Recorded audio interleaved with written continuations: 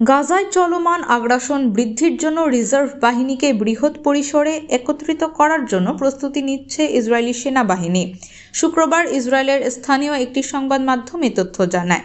ইসরায়েলের এক সংবাদ মাধ্যম থেকে জানা যায়, রাফায় ৩৬তম ডিভিশনের আক্রমণ অব্যাহত থাকায় সম্ভাব্য চুক্তি নিয়ে আলোচনায় কোনো অগ্রগতি না হলে ইসরায়েলি সেনাবাহিনী আগামী সপ্তাহে গাজায় তাদের সামগ্রিক প্রচেষ্টা জোরদার করার প্রস্তুতি নিচ্ছে।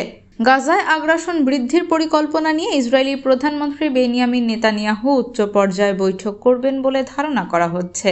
সংবাদ মাধ্যমটির দাবি, এ বিষয়ে চূড়ান্ত সিদ্ধান্ত নেওয়ার জন্য রোববার সন্ধ্যায় নিরাপত্তা মন্ত্রিসভা বসবে।